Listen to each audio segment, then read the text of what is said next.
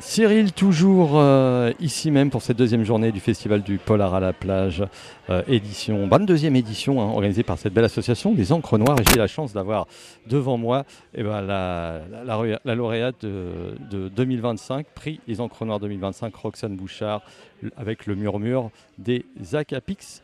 On prononce pas le S. On ne prononce pas le X, alors je dis le murmure des Acapix. Voilà. Roxane, bonjour. Bonjour.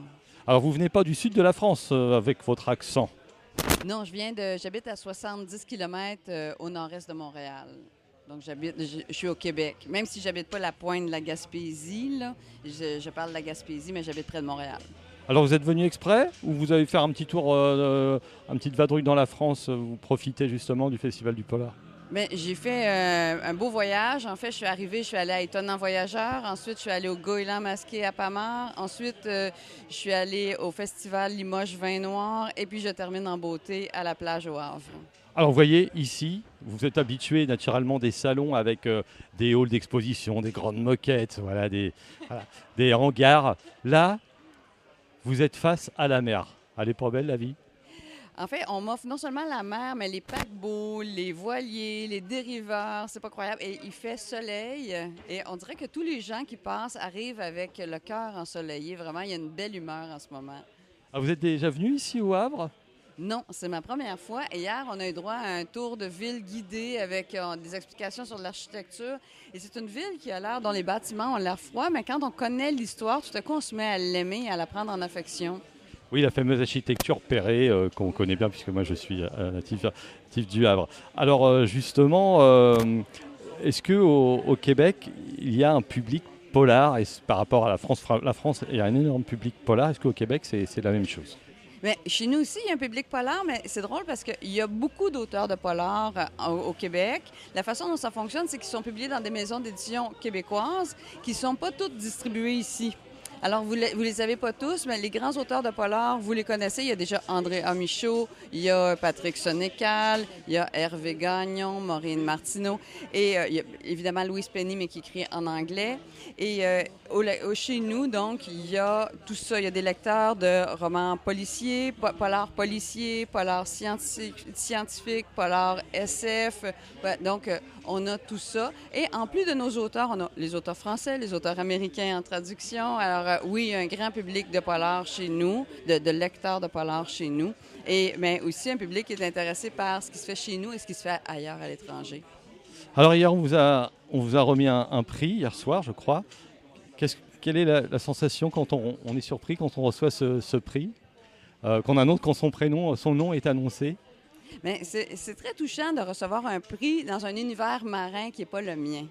Donc, j'avais reçu un prix aussi à Saint-Malo et quand j'arrive dans des univers de gens qui connaissent la mer, qui connaissent les pêcheurs, qui ont toujours ce paysage extraordinaire sous les yeux, et là, on arrive et on fait, OK, bien peut-être qu'on se reconnaît, nous, gens qui aimons la mer, comme si la mer était un autre pays qui nous appartenait. Alors vous, Roxane Bouchard, ça fait combien de temps que vous écrivez? Comment vous êtes tombée, comme on dit, dans la marmite? Nous on dit ça, tomber dans la marmite du polar. Mais j'écris depuis que je suis enfant, mais je publie depuis 20 ans au Québec. Et j'ai publié une dizaine de titres. Moi, je fais aussi des essais, des pièces de théâtre, je fais de la littérature, je fais du polar. Et ça fait une dizaine d'années que j'ai commencé ma série avec mon enquêteur Morales. Le premier livre, c'est plus un livre d'ambiance. C'est l'histoire d'un village pêcheur en Gaspésie qui a été dérangé par une morte. Et là, ça prenait un enquêteur de police et de fil en aiguille, tout ça est devenu une série policière. Et donc, il y a quelques années, il y a une maison d'édition qui s'appelle L'Aube Noire, ici en France, qui a racheté cette série-là.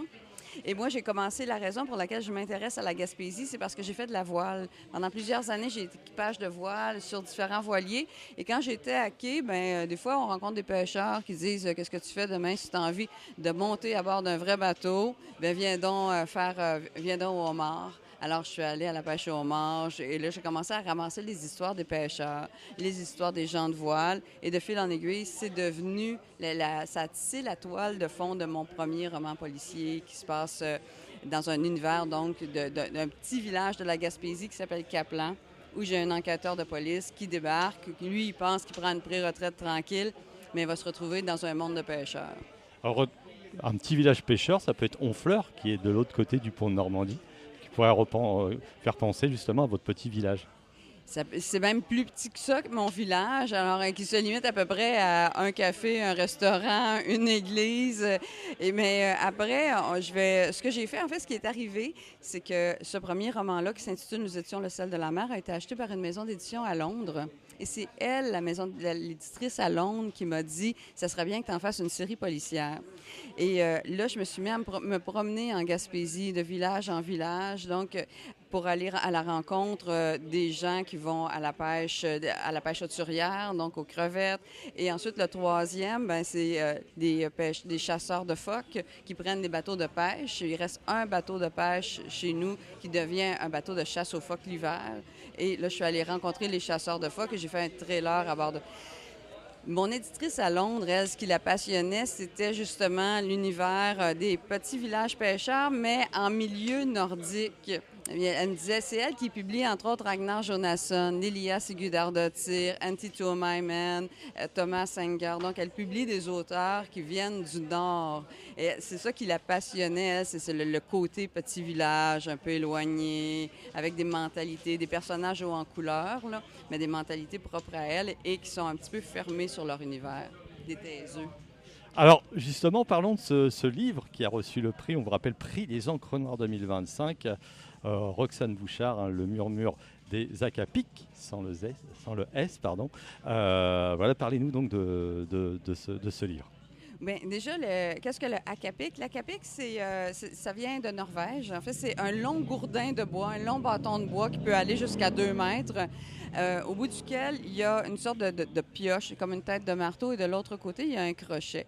Et là, on parle donc d'un bâton pour abattre le phoque. Parce que ce qui se passe, c'est que c'est l'histoire d'une observatrice de Pêche et Océan Canada qui s'en va donc pour contrôler la chasse à bord d'un bateau de chasse aux phoques.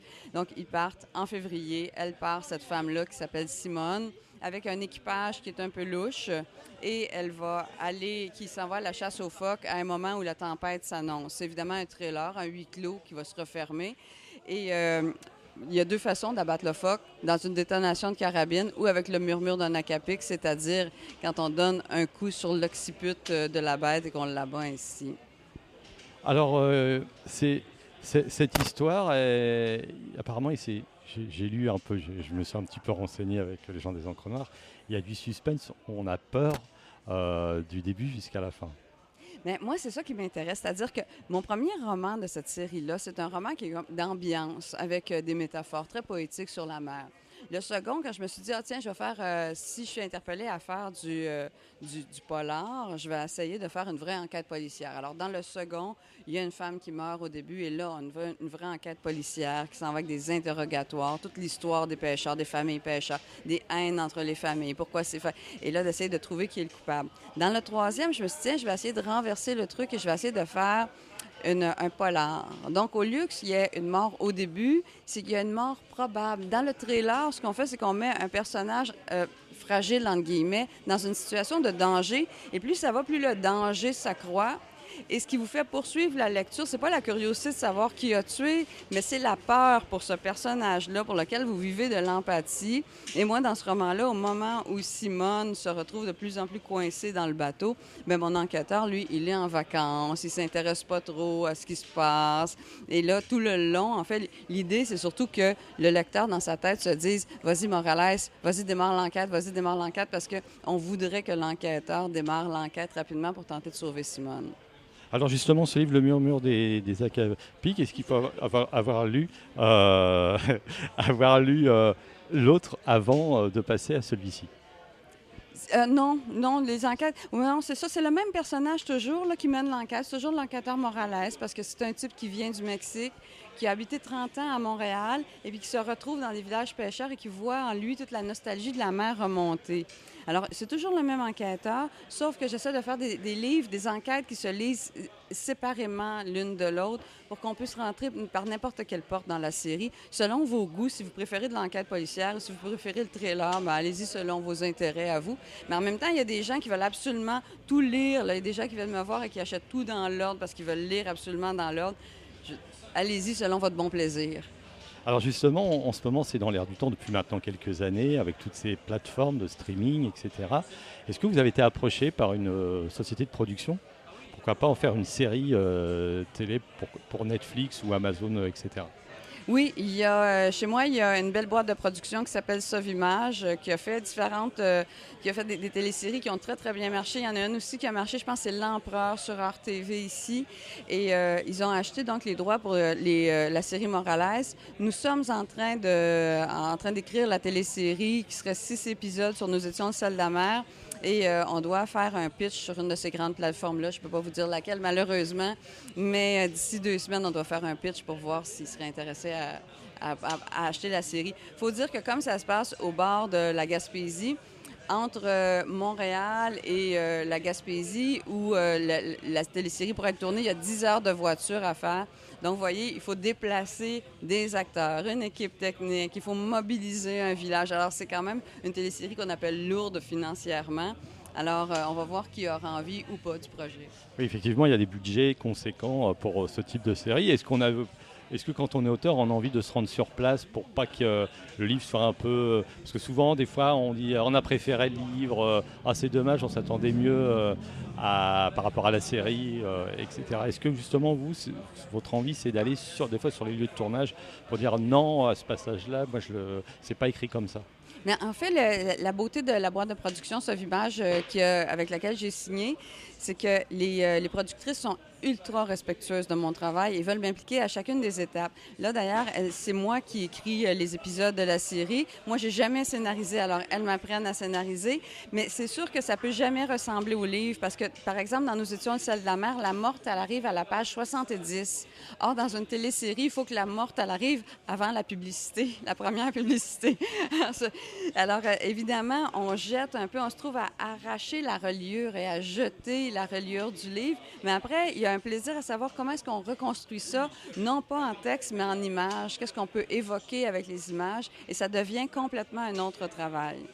Alors, on a envie de poser plein de questions, mais il y a plein d'auteurs aussi à interviewer. Mais la dernière, ce serait sur vos projets. Est-ce que vous avez des projets autres que le polar? Vous avez parlé de théâtre, etc. Pourquoi pas la chanson? On ne sait pas.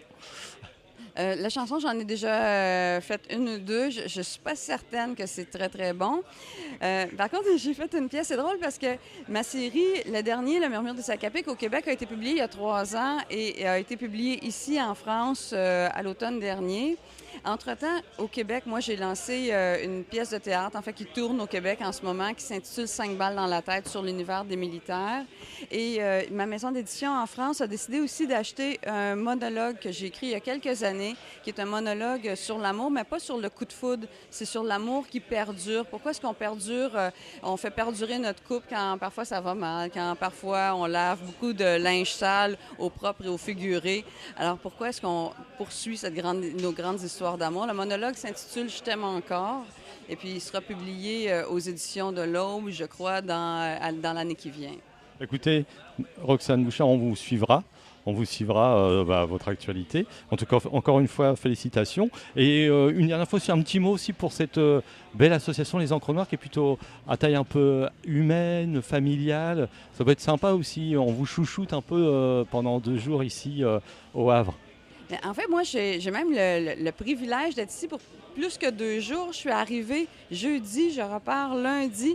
Alors, j'ai eu le temps de dîner avec l'équipe de Encre Noire. Ensuite, ils m'ont présenté les bénévoles. J'ai eu énormément de plaisir avec plusieurs bénévoles, avec Richard, Odile, Max. Je les trouve ultra sympathiques. C'est eux qui nous ont emmenés visiter la ville. Et après, ils m'ont présenté plusieurs auteurs parce que ça fait plusieurs salons que je fais en France depuis 3 ans. Je pense que c'est la 9e fois que je viens ici. Mais à chaque fois, c'est des nouveaux auteurs autour de moi. Et à chaque fois, c'est des nouvelles connaissances. Alors, ils ont pris le temps de me présenter plein d'auteurs. Et franchement, je passe un beau week-end chez vous. Merci beaucoup. Écoutez, Roxane Bouchard, merci. Et puis, on vous laisse avec vos lecteurs encore. Merci, puis bon festival tout le monde.